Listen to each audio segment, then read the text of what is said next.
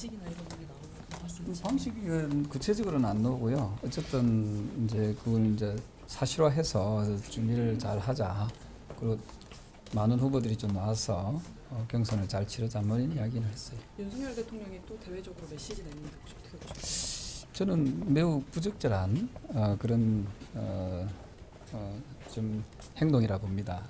대통령이 그 헌법을 위반함으로써 탄핵을 당했으면 좀 자중자애하고 자숙해야 된다 이렇게 생각해요.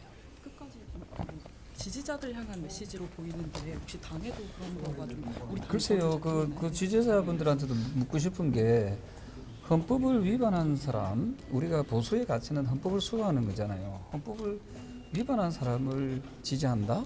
그럼 저분 그분들이 국가 체제를 부정하는 세력들이잖아요. 대통령 출당이라든지 제명 얘기도 혹시 안에서 나왔을까요? 저는 그 이야기를 했습니다. 그 대통령하고의 그 관계를 빨리 정리해야 된다. 그래야만이 우리가 대선에서 승리할 수 있다 그 이야기를 했어요.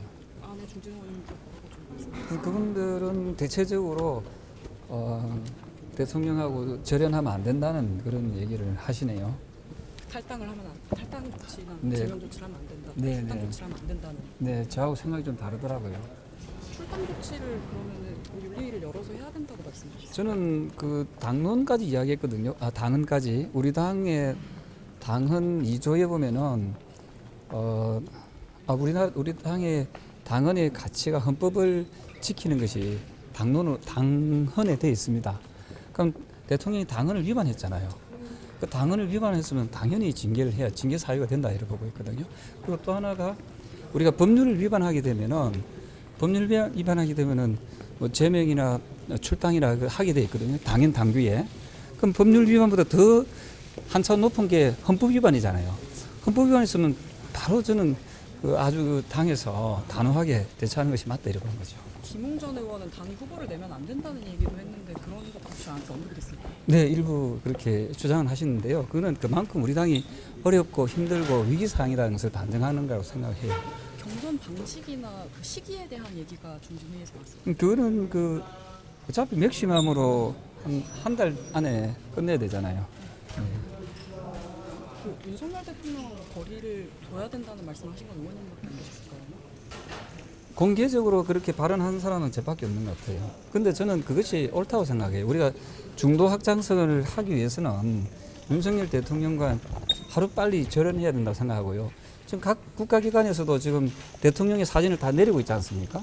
근데 우리 당이 왜 그 국가기관보다 더 더디고 느리게 하는지 모르겠습니다. 절연해야 된다고 절연의 그런 방식이나 이런 거는 절연의 방식은 본인이 스스로 우리 당을 탈당하는 것도 있고요. 아니면 정상적으로 뭐 징계위를 통해서 징계하는 방식이 있죠. 김영세 위원장님 거기에 대해서 거기에 대해서는 부정적인 것 같아요. 오늘 의원총회에서는 그러면 그 후보를 내는 방식이나 경선 시기나 이런 것들에 대한 전략을 좀 글쎄 아마 지도부의 거치 문제도 포함되는 것 같습니다. 지도부 역시 사퇴를 요구하셨나요? 일부 중진들 중에서 지도부에 대한 거치 이야기를 하셨는데요.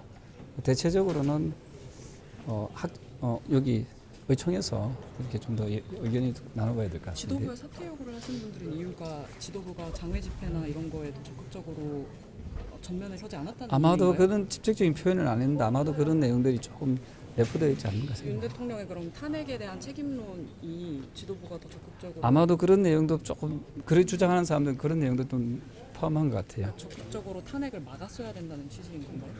아직도 보면은 중진 의원들만 예를 들면은 대통령의 그 어떤 불법적 위헌적인 비상계엄에 대해서 좀 반성하는 모습이 좀 부족하다 하는 좀 아쉬움이 많이 있습니다. 야당의 그런 폭주 때문이라는 그런 취지의 이야기가 네? 중진 회의에서 나왔을까요? 네? 그러니까 뭐 헌재에서 어쨌든 전원 만장일치 그렇죠, 탄핵 8대요. 결정을 했는데 네, 그 결정에 대한 얘기도 오늘 나왔을까요? 그 얘기는 안 나왔는데요. 이게 말씀하시는 뉘앙스가 반성하는 기미가 전혀 없다. 의원님들이요? 그것도 중진 의원들이 우리가 다 헌법기관이잖아요. 헌법기관은 더군다나 헌법을 수호해야 될 의무가 있지 않습니까? 그 헌법을 수호하지 않는 대통령에 대해서 왜 그리 온정주의에 빠져 있는지 잘 모르겠어요. 탄핵 참 탄핵이 당 분위기가 좀 바뀔 수 있을 것 같으세요? 바뀌어야 된다고 봅니다. 탄핵 찬성한 의원들 징계해야 된다는 얘기 혹시 나왔을까요? 일부 그렇게 주장하는 분들이 있는데 오늘 그거는 중진 회의에서요? 네, 그거는 좀 서로 의견들이 지금 엇갈려 가지고 사실은 탄핵 반대한 사람들이 더 문제가 있는 거 아니에요? 탄핵 찬성한 사람들은 헌법을 수호하는 사람들이잖아요. 그게 다수의 탄핵 찬성을 한 의원들 이야기인가요? 아니면 공개적으로 언론 인터뷰하신 김상욱 의원이라든가 그런 분 개인에 대한 일부 의원의 어떤 인터뷰나 행동에 대해서 자꾸만 재단하는데요. 사실은 그 김상욱 의원은 법을 어긴 적도 없고 헌법을 어긴 적도 없어요. 맞죠? 왜 그 사람을 징계합니까? 법을 어기고 헌법을 어긴 사람은 윤석열 전 대통령이잖아요. 맞죠? 그러면 잘못한 사람을 징계해야지 왜 잘못 안 한 사람을 징계하려고 그러냐고요. 김상욱 전 의원 징계해야 된다는 얘기도 중진 회의에서 나왔나요? 일부 의원들이 그렇게 주장을 했는데 뭐 의견은 저는 좀 잘못된 주장이라고 저는 생각해요. 왜냐 조금 전에 말씀하신 대로 헌법을 위반한 사람, 법을 위반한 사람을 징계해야지 헌법을 위반하지 않고 법을 위반하지 않은 사람을 징계하는 것은 어불성설이지요. 네. 탈당 조치를 하게 그러니까 탈당하게 그거는 아마 그렇게 큰 이슈는 안 될 것 같습니다. 그런 주장이 있었다는 정도입니다.